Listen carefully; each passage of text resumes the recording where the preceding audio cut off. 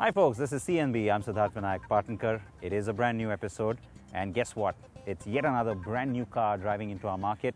Well, almost driving in, because this is just a debut at this point, and it becomes significant because it is a global debut, not just a market introduction, and the very first one of its kind from Honda. That's right, India gets to see the all-new 4th generation Honda City before all other markets. And of course, this is an important model for Honda. It's an important model, very strategically so for our market as well, and a very popular one. So lots of you will have lots of queries, I'm sure, and lots of curiosity when it comes to the new city. Now, a new generation is usually bigger, better. That's what you want to know. How much improved is this car? It's just a preview we have for you today. We're not driving it just yet. We're not testing it, but we've got some details which we will run you through. But before that, let's go across to Tokyo because, well, you've got the biennial motor show that's on.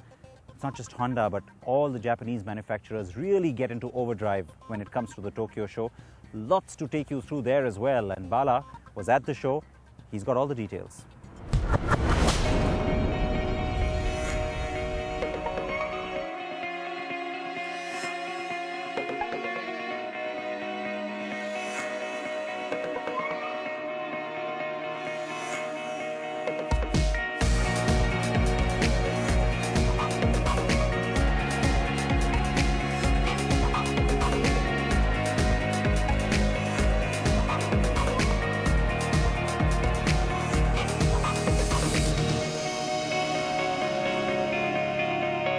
Konnichiwa and welcome to the Tokyo Motor Show. Lots of action lined up, from fast cars like these as well as fast bikes, hot new launches, and lots of interesting concepts here at the Tokyo Motor Show. So let's get straight in and get you all the action. The 43rd Tokyo Motor Show is desperate to reclaim its past glory, with foreign manufacturers giving it a miss in the last few years. But this year, the buzz was back, with 18 foreign auto companies participating and the Japanese car majors showcasing their might too, with new launches and interesting concepts. Honda was clearly the one that promised a lot before the show and did not disappoint one bit. From the S660, an open-top mini sports car concept, to the all-new Odyssey minivans, there was plenty to unveil. But the one that caught our attention was the unveiling of the new Honda Vezel, the much-awaited urban SUV from Honda. Clearly one of the most anticipated launches here at the Tokyo Motor Show has been from Honda with the urban SUV called the Vezel. Now, this is going to be launched initially only in the Japanese market, but expectations are that it's going to hit the Indian markets very soon. It's possibly one of those 3 models. Remember, Honda had indicated that there are going to be 3 models by the end of fiscal 2014 that's going to come to India, and this could be just one of them. If you look at the overall design language of the car itself, it's a very neat, clean design. The coupe kind of feel, the roof that gives it. Also, the lines that appear on the side are very, very distinct. Clearly one of the more attractive cars here. And given that the compact SUV segment is one of the fastest growing segments here across the world, also not just in India, this is going to be one of the cars to be watching out for. Hopefully this comes to the Indian market very soon, possibly by 2015. And Honda has not given a dateline on this, but this is possibly even going to be appearing at the Indian Auto Expo in Delhi. So you can watch out for this. The cabin of the Vezel also impressed with the minivan-like space, the SUV-like features, and a well-designed instrument panel. If and when Honda brings this to India to compete in the compact SUV category, it might need a high degree of localization to keep the costs under check, and will likely share diesel and petrol engines with the Jazz and Amaze. But there was more from Honda in the form of the new generation Jazz and the Mobilio MPV. And for more on that, we take a small detour from the motor show to get a closer look at these cars at Honda's R&D Centre. So we're here at the famous Twin Ring track here in Montague, and we're going to be driving some of the new cars that's coming up from Honda, including the next generation Jazz, the Honda Hybrid, and the one that I'm really looking forward to is the CRZ sports hybrid that's coming up from Honda. It's still a concept. The CRZ is the only hybrid vehicle offered with a sporty 6-speed manual transmission, but the one we drove had a CVT gearbox. We really learnt that hybrids needn't be all that boring to drive after all. The hybrid powertrain uses a 1.5-litre 4-cylinder engine with additional power from the 15-kilowatt electric motor. And guess what? Among the driving modes on this hybrid, there is also an S+ button on the steering wheel for increased acceleration. The body of the CRZ has Honda's one-motion exterior wedge shape, which begins at its low-slung hood. After that fun ride on the CRZ, it was time to get fit. Now that's what the Jazz is called in Japan, and this new third-generation model will mark its re-entry into the Indian hatchback car market, hopefully at a more competitive price. What will be interesting is also the response to its new 1.5-litre diesel variant, which is popular on the Amaze sedan. What we got to drive at Motegi was the new 1.3-litre petrol engine and the new IDCD hybrid system. Really not ideal test conditions because it's pretty much a flat-out track, and you really can't test how good the engine really is in low speeds, pretty much going at one straight line speed. But the car feels a lot more spacious. Honda has obviously worked on the space factor. Earlier, space was a big plus for the Jazz, and I believe the space will be a big plus factor. Also, the smoother acceleration on the new engine, as well as the overall power that the engine gives, will be a huge plus for the car itself. The overall design remains very similar to the outgoing models. From the side, the car looks very attractive, especially with the strong character lines and the slightly modified roofline.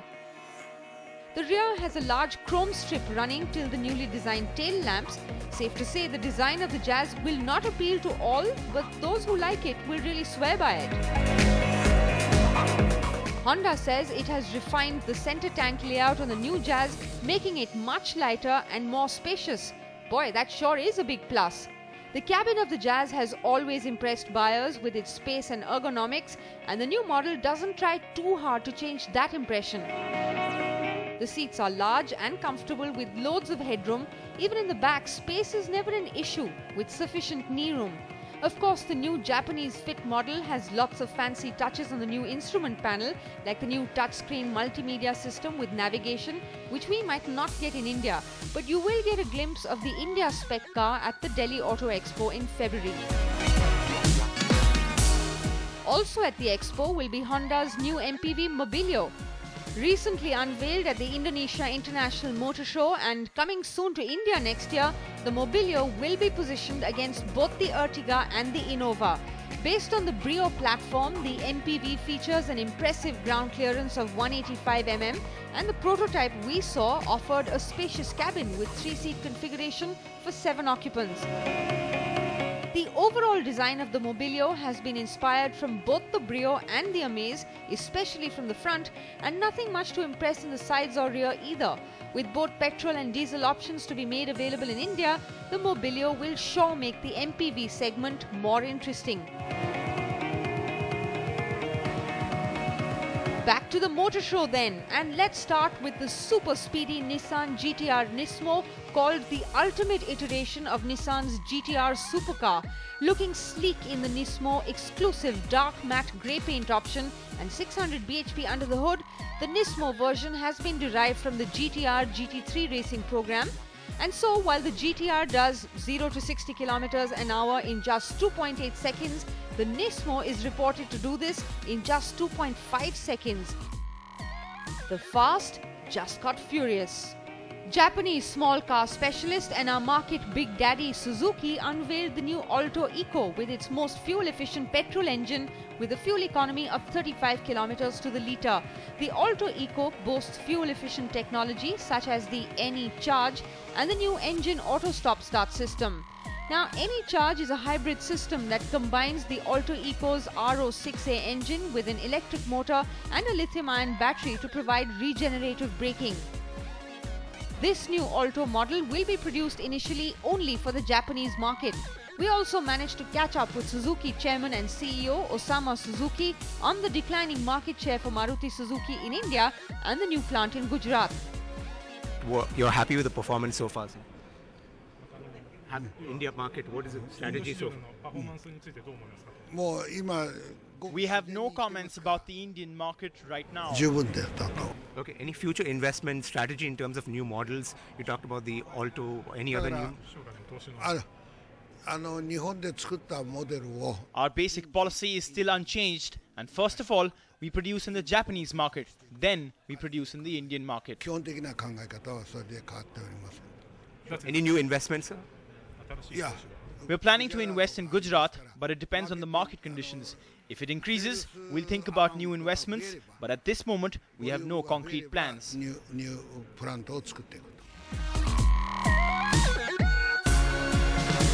The motor show was also part of the world premieres of cars like the Jaguar F-Type Coupe, the Mini Hatchback, the Porsche Macan and the BMW 4 Series convertible. Most of the other auto majors like Toyota, Lexus, Mitsubishi, they all had lots of interesting concepts. We will get more on that in just a bit.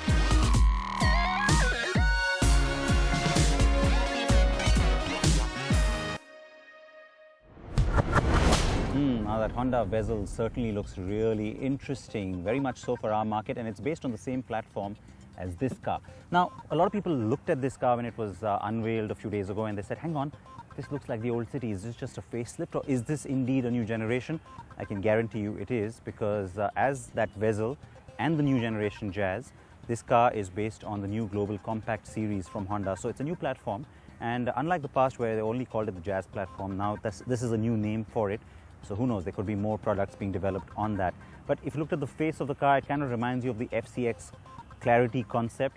Nice work here in the metal. It kind of emphasizes the size and makes the car look wider, as does all of this chrome in the front, and very sharp headlamps. So that, as well as the fact that the bumper isn't curved, it's got this flat surface here and a very sharp line, again enhances the size of this car, makes it look bigger. The minute you look at this car, maybe not in pictures, but when you stand next to it, gives you the impression that it's a lot bigger than the old city. Interestingly, it's the same width and the same length, but the wheelbase has grown by 50 millimeters, and you get to see a little bit of curve in this light-catching element in the metal down here, which is different to the old city, which was very flat. There's this new character line going down, very similar to the Amaze, but a lot more pronounced. Again, adds to that overall look, which tells you this car looks grown up, looks a little, perhaps a little classier. You know, it looks like a sedan that's one up on this segment. Now, as you start to come around the side, that character line gets enhanced further, merges into the bumper and the tail light, which is a lot bigger and wider, with half of it sort of integrated into the boot lid. Again, what that does for you is it gives the car a lot of pronounced width and makes it look certainly a lot different from the old car. It doesn't look as heavy as some of the earlier cities used to look, you know, with a very big wide bumper. It looks nice and sporty at the back too. So that is everything almost, but one quick point. This badging at the back is something all new for the city. The ID Tech badge tells you that this is indeed the diesel. So it's the very first time that the city is going to have a diesel engine, the 1.5 from the Amaze that you're used to. We don't have all the specs. Remember, the homologation isn't complete. The car isn't launched yet. All that only happens in January. More, of course, on this car that's coming up in just a bit. But let's go straight back to Tokyo, this time for the concept cars and a little bit more.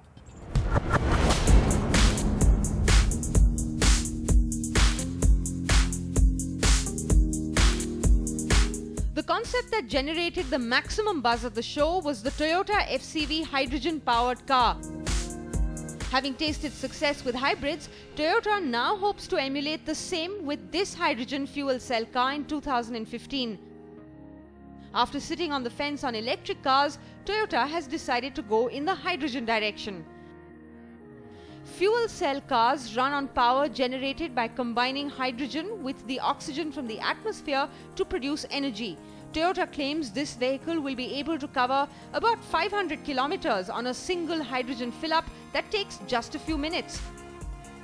This is powered by Toyota's proprietary small lightweight FC stack and two 70 MPa high-pressure hydrogen tanks. This fuel cell car has a power output density of 3 kilowatts per litre and an output of at least 100 kilowatts. It is also equipped with Toyota's high-efficiency boost converter. The sedan design on the concept is also likely to be the final styling on the production car to roll out in 2015. But the lack of infrastructure like hydrogen filling stations and a high initial price tag could remain huge hurdles. Besides Toyota, Hyundai and Honda along with General Motors are working on hydrogen-powered cars, which could make this segment not so niche and help create better infrastructure in a few years. But Toyota had other interesting concepts too, especially the FV2 built on the company's fun-to-drive philosophy on automated driving technology. Instead of a steering wheel, the Toyota FV2 is operated by the body shifts of the driver to move the vehicle forward and back, left and right. Might take some time to get used to such driving for sure. Also, the FV2 is packed with safe driving options like advanced warning system about other vehicles at intersections and blind spots. But if you want concept cars to look different and attention-grabbing, look no further than the Nissan Blade Glider concept, as it just looks to glide instead of drive. And it at least looks possible with this design, at least, with a narrow front end with the wheels just about 3 feet apart. Nissan says the Blade Glider was conceptualized using two aerial images of the soaring silent glider and the triangular shape of a high-performance swept-wing aircraft. And this is all electric with Nissan's innovative lithium-ion battery technology proven in the Leaf. Honda too had an ace up its sleeve with the new Honda S660 concept, seen as a successor to the Honda Beat from the 1960s. The S660 is powered by a 660cc 3-cylinder engine mated to an automatic gearbox with paddle shifters on the steering wheel. But here's the bad news. The S660 has been conceived as a Japanese K car which are exempt from crash test procedures, and so other markets in Europe and the US are never going to get it. Suzuki had quite a few concepts to showcase, including the Crosshiker compact crossover using the next generation lightweight platform which weighs just 810 kilograms. There's also a new 1-litre 3-cylinder engine on a new highly efficient powertrain. Also showcased from Suzuki was the X-Lander compact crossover based on the famous Jimmy. This 4-wheel drive vehicle is equipped with a 1.3-litre engine and adds a compact lightweight hybrid system.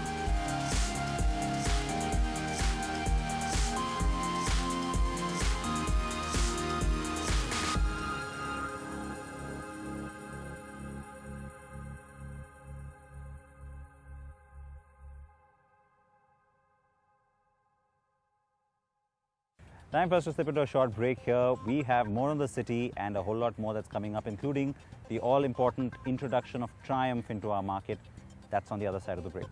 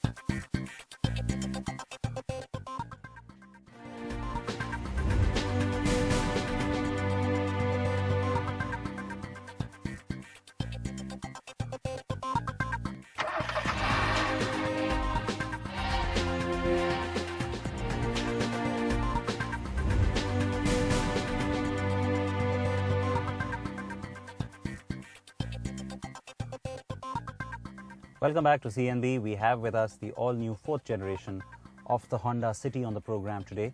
And I can tell you that, we still don't have details in terms of variants, etc. But this presumably is going to be the top-end variant. It's got a sunroof.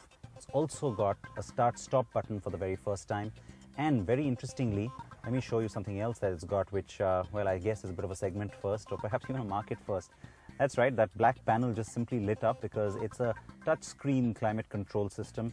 Really different and really interesting, I have to say, and very cool looking. The music system is also touchscreen, and guess what? It now has a CD player. A lot of people wanted to know that. And the instrument cluster, etc., again, gives you the impression of a car that's one segment above. Plastic quality, materials and colors are also looking pretty good. Like I said, though, we'll have to wait and see what variants actually show up in the market. A few more details now on this car.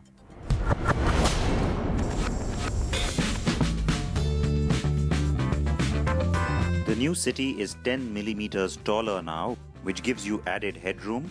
The longer wheelbase also adds to the cabin space.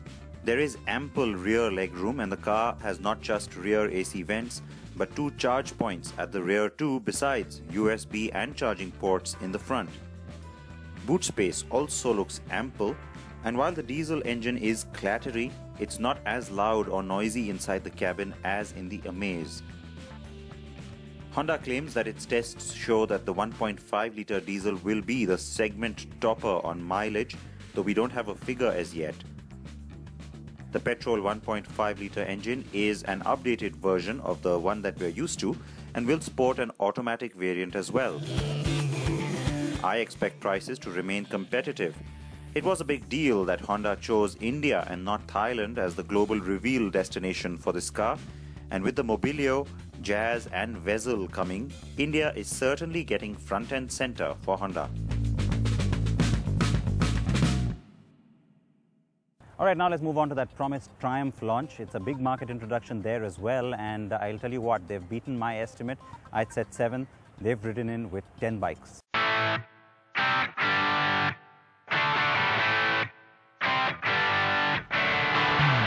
Triumph is finally here. The company beat our estimate and launched 10 models in India, which makes it a massive debut indeed. Triumph will assemble 6 models at its plant in Manesar, the Bonneville and Bonneville T100, the Daytona 675R, Street Triple, Speed Triple, and the Thruxton Cafe Racer. The giant 2230cc Rocket 3, the Tiger Explorer, and Tiger 800XC, as well as the Thunderbird Storm, will be direct imports. Triumph has priced the bikes reasonably well, starting at 5,70,000 rupees and then going all the way upwards of 20 lakh. But if you compare to Harley-Davidson or the other big bikes from Suzuki, Honda and Yamaha, the comparative prices certainly look good. The brand promises 9 dealers in key cities by March and expects to sell 400 to 500 bikes in India in the first 6 months, with a target of 1,000 units for the first year.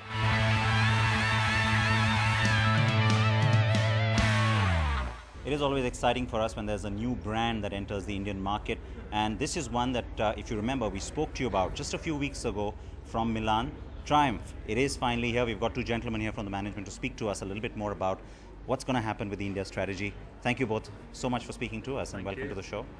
Let me start by asking both of you, firstly, when you think about a brand like this coming to a new market and then a market like India, what's the first consideration? What was the first thing that you wanted to get right?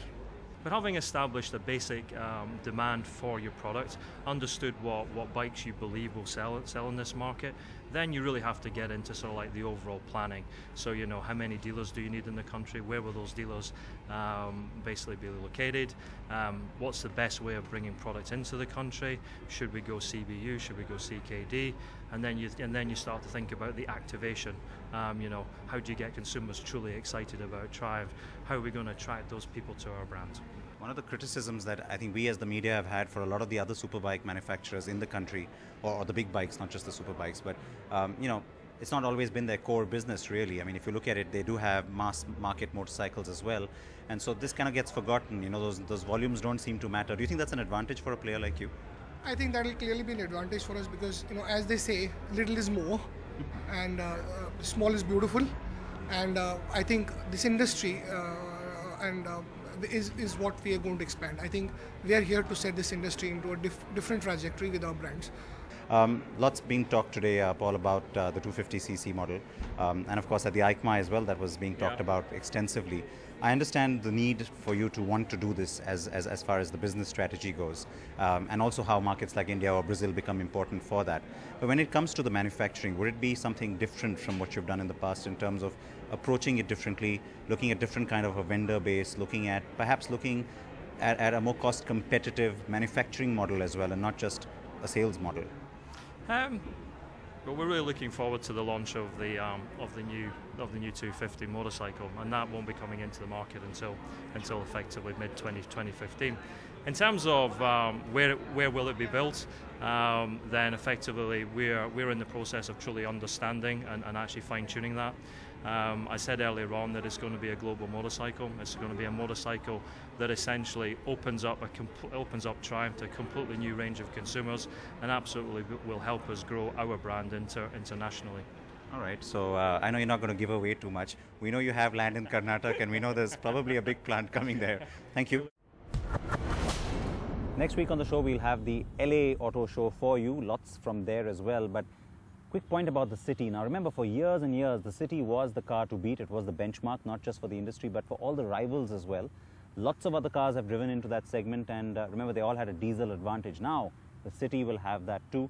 Your thoughts on this car and everything else we've showed you, please go ahead and send me all of that feedback. And remember, next week, we've got lots coming at you as well. Please do wear your seatbelts or your helmets if you're on a two-wheeler. Bye-bye.